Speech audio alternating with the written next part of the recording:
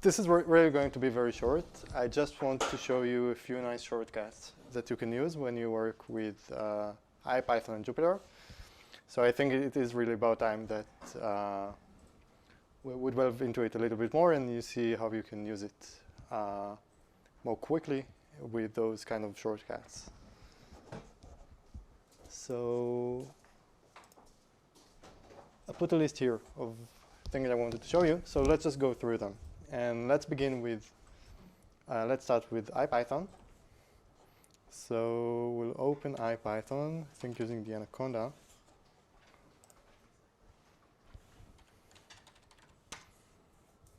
Okay, so within the, I'll zoom it in so you can see. Where is it? Here.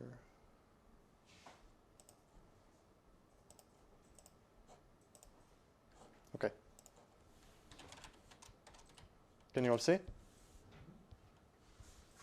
Okay, so within the Anaconda prompt, I wrote IPython to open the IPython interpreter. You can also open it directly. There should be some IPython here. You can run it directly. I hope it's the same one here because, like I said, here the installation was not very good, so I prefer to open it through Anaconda.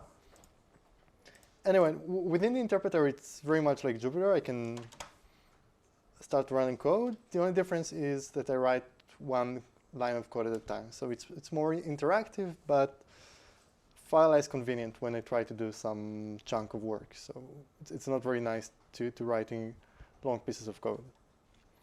Now I can do all kind of calculations here, and the interpreter keeps track of all the variables I use, like with Jupyter. So let's see some nice shortcuts that I can use to navigate through this. Yeah. Okay, let's start with the auto-completion. So let's say that's like with Jupyter. So I have some, let's call it another name. Bigger? Yeah.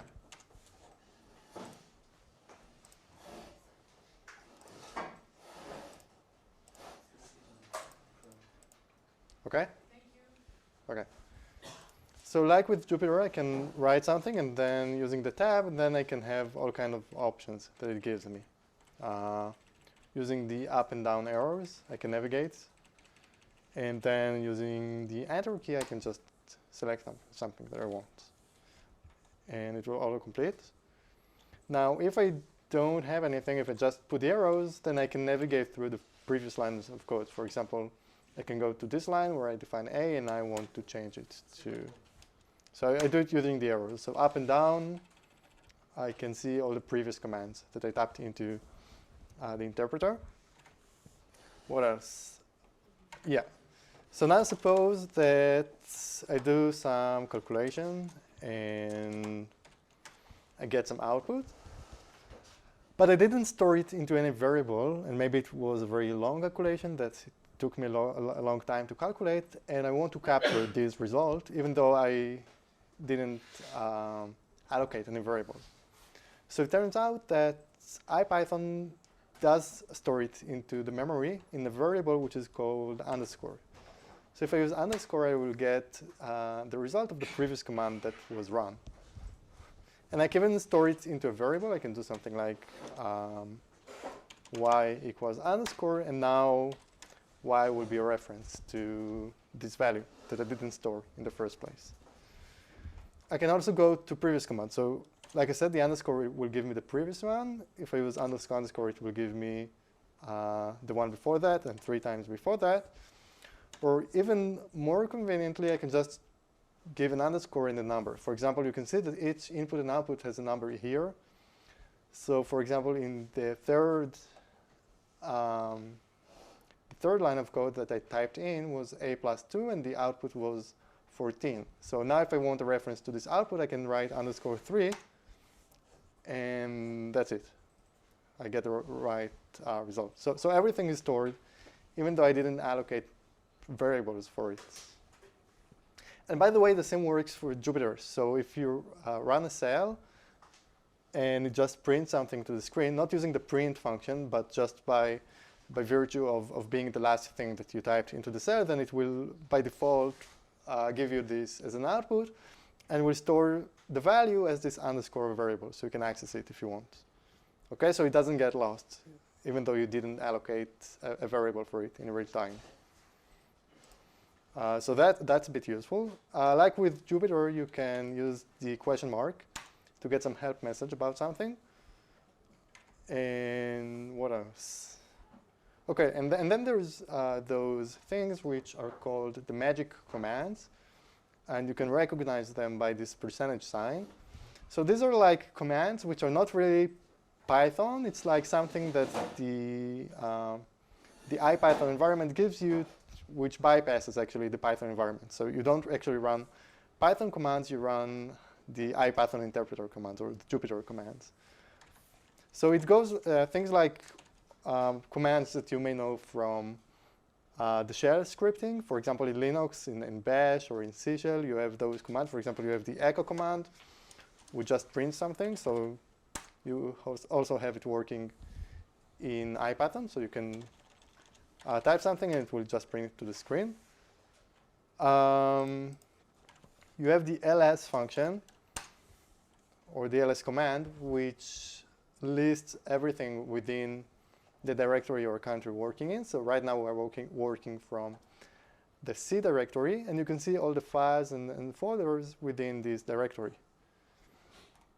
And I can also change the default directory that I work with using the cd command. Again, it's very similar to the shell scripts, if you know them. So I can go to some other library. For example, I can go to C users. Yeah, and now if I run the magic command pwd, you can see that now I'm in C users.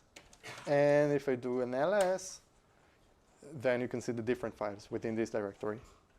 Now, most of the time, it shouldn't matter too much from which directory you work in when you use Python, because all the paths that you provide, for example, when you open files, should be absolute paths. So just giving the exact path, for example, of the file that you're trying to open. That's at least the best practice. But sometimes you may give relative paths, and those paths will be relative to the path that you currently work from. So from which directory you work from could be important in some scenarios. But again, it's not the recommended thing to do. Yeah, and there is the system command. Again, you can basically run anything that works from your operating system. For example, Windows, I can write Notepad, and it would open the Notepad screen. For some reason, I wanted to do that. These are actually quite useful. You have the who function command, and this gives you the list of all the variables that you currently have. So it's nice to keep track of all the variables which you have defined. So again, by the magic who, you can see the names of the variables. So I know that I defined an A, I have an S, and a Y. And there is also the who S, which gives me more details. So now I get this kind of tabular view. And for each variable, I get its name, I can see its type, and its value. So they should give me some sense of what variables I currently have here. And again, like I said, all of these works also within Jupyter. So you can use it in Jupyter to see the full list of all the variables that you have defined. Okay, this is very useful. You have the time and the time it magic commands, which allow you to know how long it takes to execute something. So for example, I don't know, maybe I make a very large computation. I don't know. I calculate, let's say, 7 to the power of something large. And I can see that executing this command took 354 milliseconds, so a third of a second. And the more complex the command is, I expect it to take longer, and it just measures how long it takes to run. And this can be useful sometimes if I want to get a sense of which option is better to use. I can try different things and see which one is more efficient. Now, the problem with this command is if I do something that is very quick, for example, just 7 to the power of, I don't know, 8, then I will basically get 0, or it will be below the detection threshold. It's just too quick for Python to record. But it doesn't matter. It doesn't mean that it actually took 0 time. It did take some time. For these kinds of time measurements, I may prefer to use the timeIt function, the timeIt command, which what it basically does, it just runs the exact same command multiple times, and then it measures how long it took, for example, to run it, I don't know, 100,000 times, and it will take the average. So you can see the output, it says, yeah, so it ran like, how many we have here? I think 100 million loop. And then it measures, and you see that it took, on average, 30 nanoseconds. Okay, so 1/1000th of a second is a nanosecond, plus minus some standard deviation, and you can see the statistics. That's really a lot relative to the 350 milliseconds of the first command. No, a millisecond is, oh, nanoseconds. Sorry. that's a nanosecond. Yeah, it's a big difference. Yeah. Yeah, so for example, it relates, for example, to what is on the bonus question, that there was this discussion, which is better, to use the string join function to join a bunch of strings, or to use a for loop, or stuff like that. So you can define some function maybe that does each of these options, and then you can use the timeIt function to determine which is more efficient, and then you'll get some clue of which is a better way to do something. Yeah, and we'll see some more later in the course of these magic commands. And if you are curious, you can see the full list in the IPython documentation. And like I said, everything here also works with Jupyter. So now let's go to some specific Jupyter shortcuts. So there is this, let's open a notebook example. So let's go here. OK, so there is this, let's see. Let's pick some variable, I don't know, f. OK, so like I said, we can use the tab to see all kinds of options. That's one use of the tab key in Jupyter. Another nice use is to change indentation of some codes. So for example, suppose I want to take this code and take it out of the function. So I delete this function. But now I have this unnecessary indentation. I can use tabs to change indentation. So I can use a tab to increase indentation, or a shift tab to decrease it. And by selecting a bunch of code, using the tab and shift tab will allow me to adjust the right amount of indentation that I want. Yeah, another nice thing is the block selection using the Alt key. So suppose I want to take all of these asserts and just delete them. I can press the Alt key, which is right left to the space. And then using the mouse, I can select a block, and I can delete it altogether, and even write something altogether. So maybe I want to change it to return. And yeah, it's quite nice.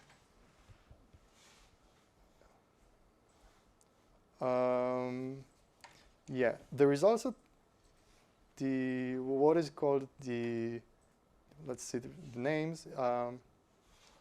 Yeah, so the editing mode can be in the block mode or within the cell mode.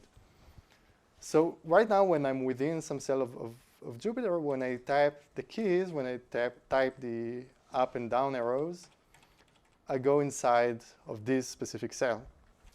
But if I press the escape key, I will go out to the zoom, to the block context, and now the up and down keys will be in the resolution of whole cells. So I can now navigate through the entire cells. And if I want to, suppose I scroll up and go to this cell, say, and I want it, I can press the Enter key, and again, I'm within this specific cell, and now I navigate within it, and then I can press this Escape again, and navigate to other cells. And when I'm outside of the cell, when I'm in this block mode, there are also kinds of shortcuts that I can use of specific keys.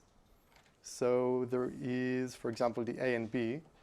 So the A will add a new empty cell before the current cell. So I can type it as many times as I want, and then I can press enter and write some code, and then escape and go to the next cell, enter, write some code. And likewise, there is the B key, which will create an empty cell below the current cell.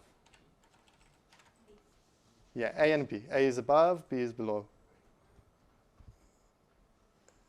And I can also change the type of the cell by M will turn it into a markdown. Again, this also only works if I'm outside of the cell. If I'm inside the cell, of course, if I type M, it will just write an M. I need to press the escape, be in the block mode. And now if I press the M, you can see here that the type of the cell has changed from code to markdown. And now what I write inside is a markdown. And I can put some title and some text. OK, now if I execute it, executing is the Control-Enter combination. It will turn it into a markdown. OK, if I want to execute Python code, again, the Control-Enter combination will execute it.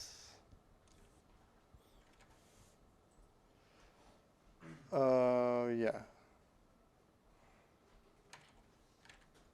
And if I want to take this markdown and turn it back into Python, I can, instead of the M, use the Y key, and it will turn into Python again. And M will turn it into markdown. So M and Y, M for markdown, and Y for code. And what else? Yeah, like any editor, you have the Control-A, the Control-Z, the Control-Y for select all, undo, redo. So most of the things that work in regular editors also work in Jupyter. And again, you can see Jupyter documentation to see a more complete list of all the things you can do.